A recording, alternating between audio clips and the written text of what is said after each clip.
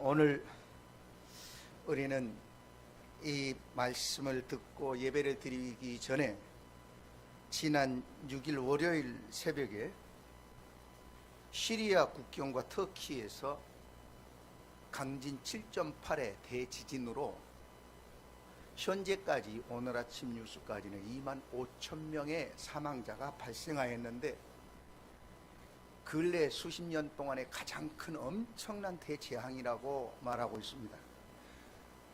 그러나 더 안타까운 건 지금도 수십만 명이 건물 잔해의 더미 속에 갇혀서 생명을 구조를 기다리고 있다는 거예요.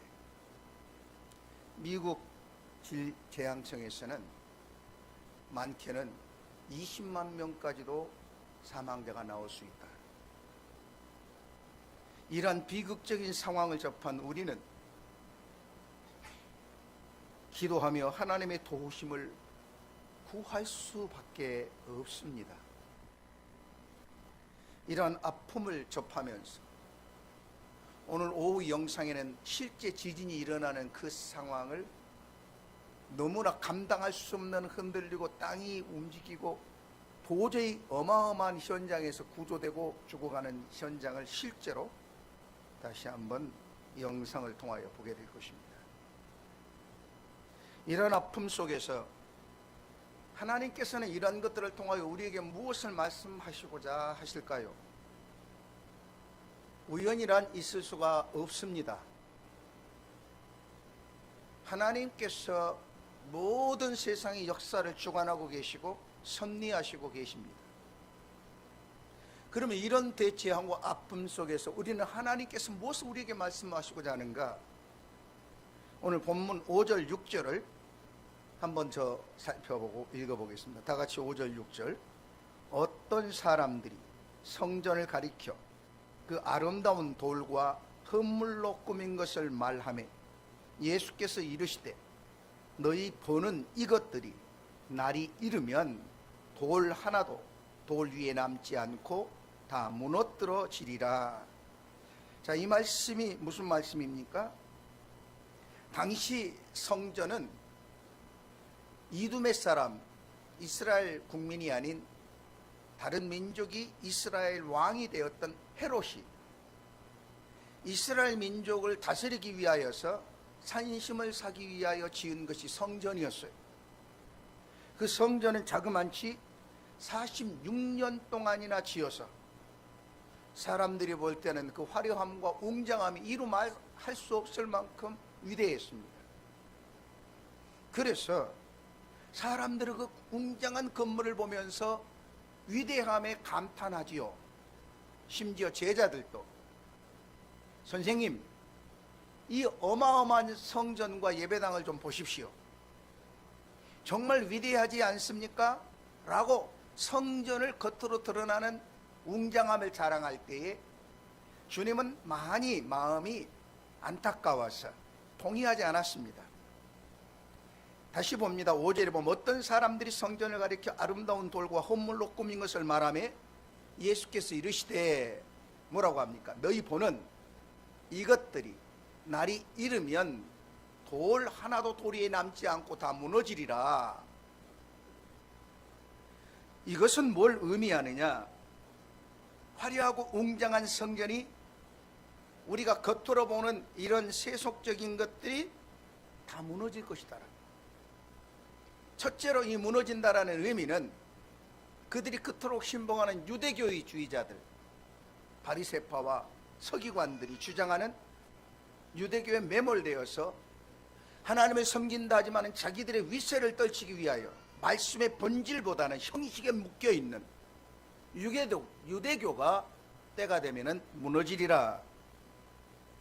사실 우리는 역사를 보면은 남유다 시대에 솔로몬 왕 다음에 이스라엘 나라가 둘로 분열되고 그 이후 남유다가 계속되는 왕들이 나올 때마다 북이스라엘의 우상 숭배가 남유다로 침투하게 되고 점점 신앙은 세속화되어서 성전과 예배는 있지만은 하나님을 진심으로 예배하지 않은 형식만 남아있는 껍데기 신앙을 보고 그럴 때 하나님이 선지자를 통하여 예언하지요. 너희들이 돌아오라.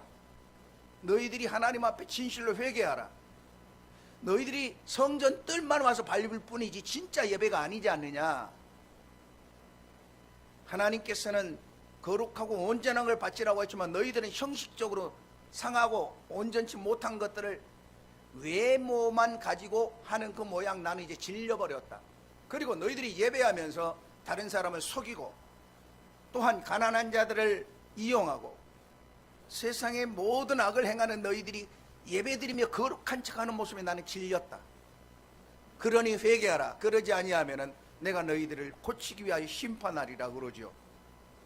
그때 유대주의자들은 뭐라고 말합니까?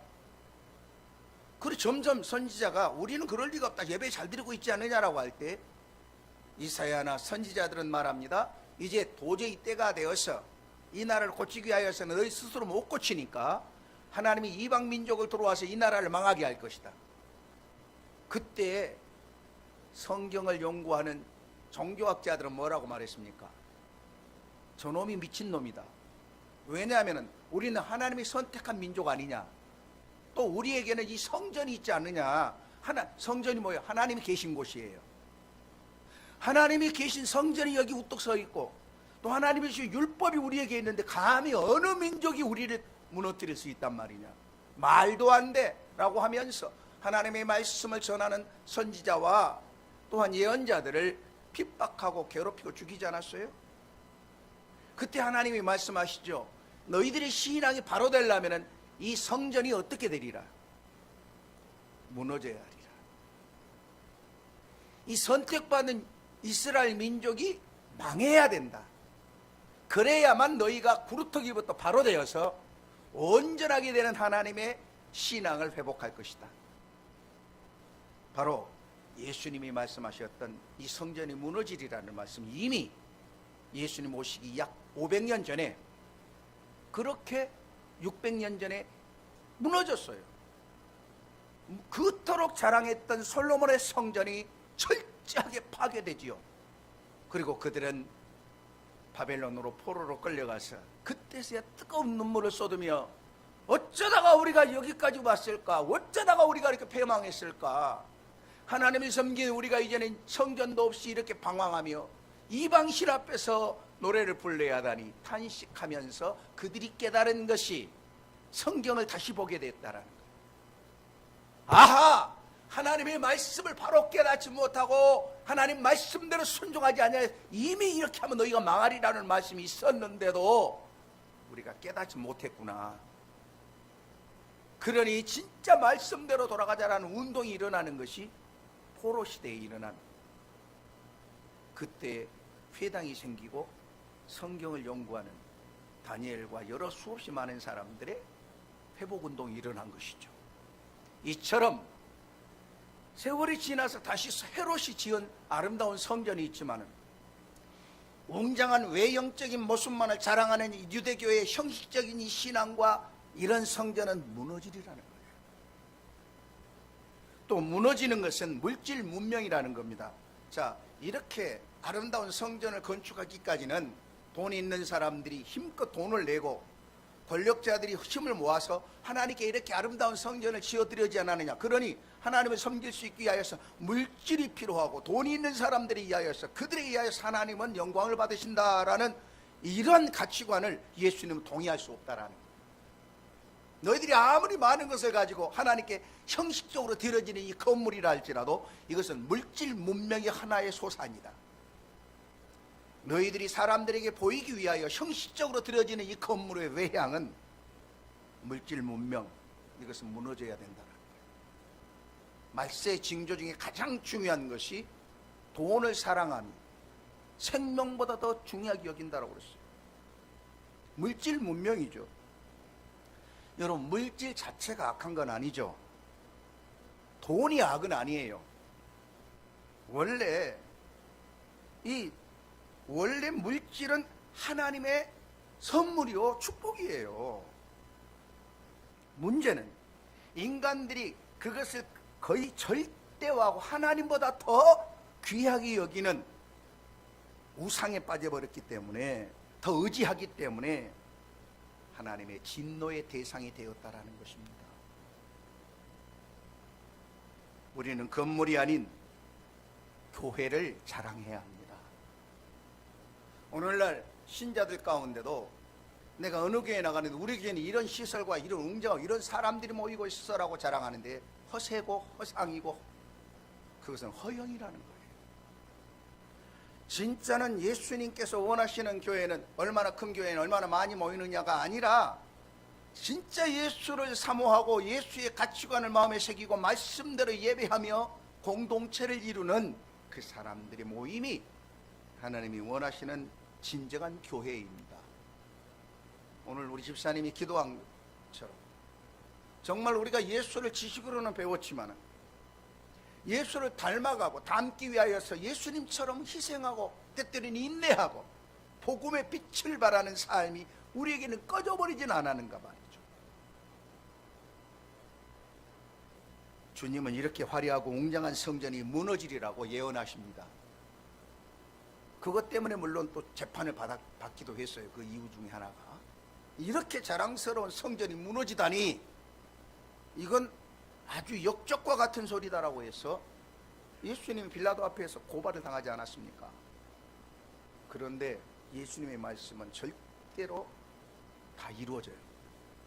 그 말씀하신 뒤로 40년 뒤에, 그러니까 주후 70년이죠.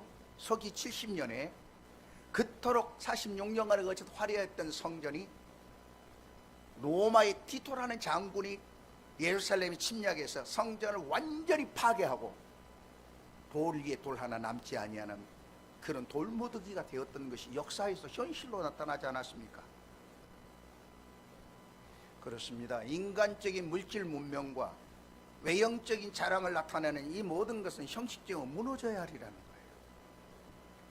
두 번째로 주님이 그 다음에 하신 말씀이 말세에 대한 징조입니다. 말세가 뭡니까? 세상 끝이라는 거예요. 이 세상의 역사는 끝납니다. 언젠가. 그래서 그때가 되면은 어떻게 끝나느냐? 예수님이 하늘나라에서 이 땅에 오셔가지고 이 세상을 심판하고 나중에는 이 세상이 없어지고 하늘나라를 같이 가는 거예요. 주님께서는 먼저 주 70년경에 응할 예루살렘 멸망에 대한 예언하신 후에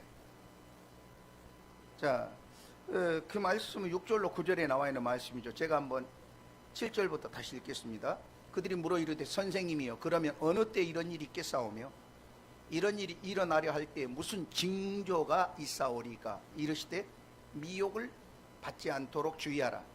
많은 사람이 내 이름으로 와서 이르되 내가 그라하며 때가 가까이 왔다 하겠으나 그들을 따르지 말라. 난리와 난리의 소문을 들을 때에 두려워하지 말라. 이 일이 먼저 있어야 하되 끝은 곧 되지 아니하리라. 주님은 이런 위기와 하나님의 징조가 임하여서 두려움이 있을 때 너희들은 그런 일로 인하여서 흔들리지 말라는 거예요. 그것이 시작일 뿐이지 그 작은 것 가지고 놀라면 더 큰 일이 올 때 어떻게 견디겠느냐라는 재난의 시작이다. 재림 때가 가까이 오면은 놀라운 이런 자연적인, 그러니까 예수님이 곧 이 땅에 오신다라는 것은 징조와 경고음을 통하여서 우리에게 미리 알려주신다라는 거예요. 지난주에도 우리가 어떤 분이 어떤 질병에 굉장히 큰 고통을 당하고 죽임 직전까지 갔다는데 그 전에 어떤 권사님 그래요. 이런 우리 몸에 위기가 오기 전에 전조 증상이 나타난다고. 몸도 어떤 큰 병이 오기 전에, 심장 마비가 오기 전에 심장 마비에 대한 정조 증세가 일어날 때 빨리 정신을 차리고 병원에 가서 그걸 치료받으면은 심장 마비로부터 죽지 않는다라는 거예요. 근데 전조 증세를 오는데도 무시해버리면은 그 다음에는 큰 것이 와서 뻥 넘어지는 거예요. 그렇다면 오늘 우리에게 하나님 주신 말씀 뭐냐? 내가 오기 전에, 세상 심판하기 전에 내가 경고음을 보낼 것이다. 우리 가끔 가다가 재난이 시작되면 문자에 삐삐삐 하면서 오지 않습니까? 그때 주의해야 돼요. 그런 것처럼 주님께서 내가 이르기 전에 말세, 마지막 때가 되면은 그 증세를 보아서 너희들은 깨달아야 된다. 첫째로는 말세의 큰 징조 중에 하나는 거짓 메시아, 적그리스도가 나타나리라. 거짓 메시아가 우리 주변에, 우리나라도 얼마나 판을 칩니까? 가짜 메시아. 대표적인 가짜 메시아가 누구예요? 요즘 신천지 얼마나 세상을 어지럽게 합니까? 근데 거기에 가는 사람은 자기 재산 다 팔고 가족 다 떠나서 그 안에 들어가서 이만이 우리를 살리실 구세주라고 믿고 있잖아요. 심지어는 목사들에게도 계속 편지를 보내요. 마지막 때에 진짜 메시아이신 우리 이만희 총회장님 초대를 받으십시오. 바벨론과 같은 세상의 교회들은 망합니다. 끊임없이 외치고 있어요. 그가 우리를 구원할 자라고. 뿐만 아니라 이초석, 정명석, 또 수없이 많은 우리 주변에 뭐 참어머니, 군포부터 시작해서 이 인덕원 지역에 얼마나 거짓 선생들과 적그리스도 메시아들이 많이 나와서 나를 믿으라고 하고 있어요. 이게 바로 주님 오시는 징조고, 또 하나의 특징은 큰 난리와 난리의 소문이 나리라 이렇게 말씀하시고 있어요. 한번 10절 읽어봅시다. 10절 다 같이 시작. 또 이르시되 민족이 민족을, 나라가 나라를 대적하여 일어나겠고. 자, 이 말씀 보세요. 우크라이나 사태를 보세요. 한 나라가 일어나 죄 없는 나라를 계속 공격하지 않습니까? 뿐만 아니라 시리아가 이번에 또 지진이 와가지고 엄청나게 많은 부녀자들이 죽었는데, 그 이유가 10년이 넘게 내전 이내 서로 전쟁을 하며 죽이고 빼앗아가고 잡혀서 피난 와가지고 국경지대에 천막과 임시 거처에 피난 나와 있던 아내들과 자녀들이 이번 지진에 완전히 무너져서 너무 많이 죽었어요. 우리 동남아에도 세계 도처에 있지만 미얀마를 보세요. 한 마을을 쑥대밭으로 자기 정부가 반군이라고 그래서 폭탄을 쏘고 불바다를 만들어서 피바다를 만들고 지금도 자유롭지 못하게 얼마나 많은 사람이 끌려가서 이름도 모르게 죽고 사망하는 사건들이 비일비재하게 일어나고 있어요. 지금 세계 도처에서 난리와 난리의 소문이 들리지 않습니까? 또 하나 오늘 성경을 봅시다. 1절 다 같이 한번 보겠습니다. 시작. 곳곳에 큰 지진과 기근과 전염병이 있겠고 또 무서운 일과 하늘로부터 큰 징조들이 있으리라. 지진이, 물론 지진이 예수님 돌아가시고 나서 63년경에 어마어마한 지진이 일어난 적이 있어요. 그때 어떻게 됐습니까? 우리가 역사적으로 한 번씩 가서 성지순례를 가면은 그 땅속에 바닷속에 묻혀버렸던, 어디예요? 어마어마한 지진 화산 폭발로 인하여 한 도시가 완전히 없어져 버렸죠. 네? 폼페이라고 하는 어마어마한 물질 문명이 발달한 도시가 지금 발굴되는데 상상을 초월할 그 모습 그대로 지금 나타나고 있죠. 묻혀 있다가 수천 년 만에. 이런 지진이 일어나서 한 도시가 없어져요. 우리나라 역사에도 보면은 부여라는 나라, 백두산이 한번 터져서, 부여라고 하는 역사에서는 있는데 자료가 없어요. 흔적조차 없어요. 백두산이 터져서 없어져 버렸다라는 거예요. 그래서 지금 가끔가다 과학자들이 TV에 나와서 토론하는 것 보면은 백두산 지금 징조가 지금 이상하고 있어요. 백두산의 그 화산이 지금 휴면 상태에 있는데 밑에서는 끓고 있다라는 거예요. 용암이 끓어서 한번 폭발하면은, 백두산이 터지면은 북한 전체가 정말 사라질 정도의 어마어마한 폭발이 일어나고 세계 대재앙이 되리라고 지금 한중일 학자들이 지금 연구하고 있지 않습니까? 그런데 이번에 일어나는 터키의 대지진 같은 경우는 요즘 우리나라에도 지금 세계에도 어느 지역이 지진 지역도 있지만 안전지대가 없어요. 왜 이 각 곳에서 이런 상상할 수 없는 대지진들이 일어나고 있을까요? 그것은 바로 지진은 이 땅에 있는 삶의 터가 영원하지 않다라는 겁니다. 하나님이 지금 사인을 보여주시는 거죠. 하나님께서 우리로 하여금 깨닫게 하시려는 거예요. 그토록 안전하고 믿었던 강가에 있는 그 고급 아파트들이 흔적조차 없이 다 폭삭해버렸잖아요. 지금 건물들과 많은 무너져 내리고 있어요. 그래서 이 땅에 있는 모든 것들이 우리가 믿을 만한 것이 못 됩니다. 우리 육체도 하나님이 우리를 지켜 보호하시지 아니하면 세균 하나가 침투해서 무너져 버리잖아요. 이처럼 지진으로 인한 주님의 말씀을 기억하고 하나님의 다스림과 주님의 인도하심을 깨달으라는 거예요. 그리고 더 하나는 기근이 있다라고 그러죠. 기근과 전염병이 있으리라. 기근이 뭐예요? 지금 우리는 농산물로 인하여서 앞으로 미래 세계 인구들이 얼마나 큰 어려움을, 기후 위기로 인하여 엄청난 대재앙이, 기근이 지금 우리는 이미 현실화되어 있어요. 이런 현실 앞에 우리가 피할 곳이 어디입니까? 하나님의 그리스도의 품이에요.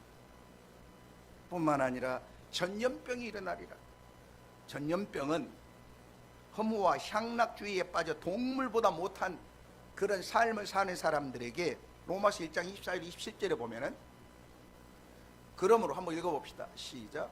그러므로 하나님께서 그들을 마음의 정욕대로 더러움에 내려 버려두사 그들의 몸을 서로 욕되게 하게 하셨으니 이는 그들이 하나님의 진리를 거짓 것으로 바꾸어 피조물을 조물주보다 더 경배하고 섬김이라. 주는 곧 영원히 찬송하시리로다. 아멘. 이 때문에 계속 읽어봅니다. 이 때문에 하나님께 그들을 부끄러운 욕심에 내버려 두셨으니 곧 그들의 여자들도 순리대로 쓸 것을 바꾸어 영리로 쓰며 그와 같이 남자들도 순리대로 여자 쓰기를 버리고 서로 향하여 음욕이 일듯하며 남자가 남자와 더불어 부끄러운 일을 행하며 그들의 그릇 때문에 상당한 보응을 그들 자신이 받았느니라. 이게 무슨 말씀입니까? 쾌락과 성욕의 노예가 되었어. 남자가 남자, 여자가 여자라는 것은 동성애를 말하는 거예요. 이런 짓을 할 때 하나님이 최고의 죄의 극한 상황이 정상적인 걸 통하여 만족을 느끼지 못하고 비정상적인 탐욕과 욕심과 쾌락으로 자기를 즐거워하고, 하나님이 만드신 이 피조물인데 하나님은 없고 피조물만 섬기는 우상을 섬긴 때, 이러한 때 하나님은 경고로 보내는 게 오늘 뭐라고 그래요? 전염병이 올 것이다. 그래서 성경을 말씀합니다. 이 백성이 자기의 더러운 죄에서 자기를 돌이키고 회개하여 하나님께 손들고 회개하면 내가 너희들 가운데 내린 전염병에서 너희를 고치리라. 믿습니까? 그러므로 마지막 때에 나타나는 증세가 자기를 사랑하며 이기적인 마음에 끌려서 돈을 사랑하고 탐욕을 빠져서, 탐욕이요 우상 숭배하고 똑같다라고 그랬어요. 돈에 대한, 물질에 대한 최고의 힘을 의지하는 자들이 하나님의 심판을 벗어날 수 없다라고 말씀합니다. 저는 우리 아들이나 우리 또 목사님이나 교인들이 사업을 하면서 좀 참 은혜롭게 된다 그럴 때 두려워요. 우리가 처음에는 하나님이 주셔서 감사해라고 하나님의 주권을 인정하면 점점 오래되면 당연하게 생각하거나, 하나님의 것을 욕심부려가지고 자꾸 더 많은 욕심에 빠져서 하나님의 뜻을 잊어버리는 경우가 있다면 차라리 가난하게 하나님이 우리를 물질로부터 욕심이 없도록 일용할 양식을 먹게 하시는 게 또 축복일 수 있어요. 깨달아야 합니다. 내가 지금 누리고 사는 이것이 당연한 것처럼 생각하면 큰 위기가 와요. 두려움을 가지고 내가 원래는 이런 사람이 아니지 않았느냐, 자격 없는 나에게 하나님이 주셨기 때문에 다른 사람은 더 많은 걸 누리는데 나를 위해 쓰는 건 아깝지 않지만 하나님과 이웃을 위해, 교회를 위해 쓰는 것을 발발 떠는 이 탐욕에 빠져버린다면 하나님은 그것 때문에 오늘 하나님의 심판이 임한다. 하나님께서 아브라함을 보시고 너무 하나님을 섬기고 사랑하니까 가장 크도록 원하는 독자 이삭을 주지 않았습니까? 근데 이삭이 주기 전에는 오직 하나님께만 나갔던 그가, 기도했던 그가 너무나 사랑스러운 아들이 말년에 얻으니까 거기에 폭 빠져가지고 하나님을 잊어버리고 아들에게 마음 빼앗기니까 하나님 그거 달라고 그러시잖아요. 이처럼 오늘 우리가 하나님의 음성의 귀를 기울여야 합니다. 인류의 영혼을 심판하는 것으로서 이는 하늘로부터 오는 큰 징조가 전염병이에요. 우리 코로나로 인하여서 3년 동안이나 얼마나 많은 고난을 당했습니까? 그럼에도 불구하고 오늘 이 마스크를 벗고 일상으로 돌아가는 이런 놀라운 은혜를 주신 거, 여러분 지금까지 지켜주신 하나님의 은혜 아닌가요? 이 놀라운 은혜를 입었다면 우리는 하나님의 그 인도하심과 은혜를 또 하나님의 선하신 뜻을 따르기 위하여서 우리 마음에 뭔가 새로운 말씀을 듣는 귀가 열려야 합니다. 그렇다면 결론적으로 왜 이러한 재앙과 지진과 전염병을 우리에게 보냈는가라는 거예요. 첫째로는 오늘 주님께서 미혹당하지 말라, 두려움에 떨지 말라, 거짓 선지자들이나 메시아들이 나타날 때 떨지 말라, 분별해라. 이게 왜 오느냐? 분별력을 가지라는 거예요. 분별력을. 그저께 어느 목사님하고 만났는데 우리 신앙이 오늘날 시내산 계약에서 모세에게 주셨던 그 말씀에서 너무 벗어났다. 그게 뭐냐고 그랬더니 구속의 신학이 변질되었다라는 거예요. 대속의 신학이. 왜냐? 시내산 계약은 너희가 거룩한 백성이 되었으니 이제는 거룩한 백성답게 살라고 주신 행위적인 신앙을 요구하는 거예요. 그런데 그렇게 살던 사람이 변해서 자기 의를 자랑하다 보니까 죄로 말미암아 멸망당하자 예수님이 오셔서 대속에 죽으셨잖아요. 자, 그러니 예수님 죽었으니 우리는 자유롭다. 우리는 어떤 면은 무슨 짓을 하더라도 예수만 믿으면 된다라고 하는 잘못된 구속의 신학으로 빠져서 하나님 앞에 삶의 모습을 잃어버렸다. 그건 가짜입니다. 특히 우리 캐톨릭보다 못한 게 개신교회 신앙 면에서. 왜냐하면 캐톨릭은 구원관 중에 믿어서도 구원받지만 그 믿음은 행위를 행할 때 온전하게 구원을 이룬다라고 말하는 신학이 있어요. 근데 우리 개신교회의 신앙 그냥 믿기만 하면 된다는 잘못된 착각에 빠져 있어요. 그러다 보니까 개혁주의 개신교회가 세속화되고 물질화되고 큰 타업을 쌓고 큰 성전을 짓고 축복을 받아서 물질을 많이 누리면 하나님의 자녀인 특권이다라고 착각에 빠져 있다라는 거예요. 모세는 민수기서에서 이런 말씀을 요단강을 건너편에 두고서 너무 간절하게 마지막 유언과 같은 설교를 할 때 뭐라고 합니까? 너희들이 얼마 안 있으면 들어가 저 땅에 가서 땅도 얻고 성도 차지하고 집도 짓고 농토 돼서 너무 잘 먹고 잘 살 것이다. 그런데 내가 정말 걱정이 된다. 지금 너희들은 오직 하나님 내려주시고 말하고 하루하루를 살아가서 하나님만 의지하고 사는데 그 땅에 가서 살만하고 여유 있어지면 우리가 이렇게 이루었다라고 하나님을 잊어버린 그때가 되면 너희가 위기가 올 것이다. 오늘 우리 신앙으로 말미암아 하나님 주신 은혜를 입었다면 그것을 당연하게 생각하고 그 은혜 가운데 대속의 신앙, 그렇다면 삶으로 뭡니까? 그렇게 은혜를 입었으면 믿음은 행함으로 드러나는 거예요. 착각하지 마세요. 교회에 나와서 앉아서 믿습니다 하면 그건 믿음이 아니에요. 그렇게 구원받은 사람은 지난주에도 말씀했습니다만 행위적으로 삶으로 드러나게 돼 있어요. 그러려면 잘 안 되니까 연습을 해야 되고 훈련을 받아야 되고 말씀의 가르침을 받고 기도와 말씀으로 양육받는 경건에 이르기를 연습하라고 하지 않았습니까? 오늘 저와 여러분이 이 시대를 바라보면서 미혹당하지 말라라고 주는 말, 물질 유혹에 미혹당하지 말고 메시아 거짓 선생에 미혹당하지 말고 또 하나는 뭡니까? 이런 위기가 왔을 때 두려움에 떨지 말라는 겁니다. 그래서 시대를 분별하라. 뭐가 진짜인지를 분별하라. 예수님이 가장 많이 말씀에 우리에게 부탁하신 말씀은 너희는 분별하는 자가 되라. 분별력을 가지라. 오늘 어떻게 사는 게 하나님의 자녀로서 그리스도인으로서 온전한 믿음 생활을 할 수 있을까요? 스피노자가 이런 말을 했죠. 그 노인네가 사과나무를 어린 나무를 심으니까 지나가는 사람이 할아버지가 지금 그 나무 왜 심어요? 사과를 따려고. 아니 할아버지가 심으면 언제 날 거냐? 아마 한 20-30년 뒤에 나겠지. 할아버지는 얼마나 살 것 같아요? 아마 10년도 못 살 것 같아. 그런데 왜 이 사과나무 심습니까?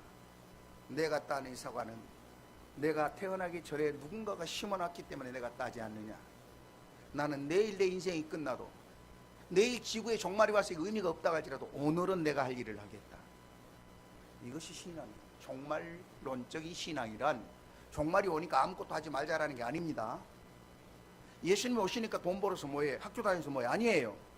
주님이 오시는 그날까지 이 땅에 보내신 우리의 사명을 다 잘하기를 원하세요.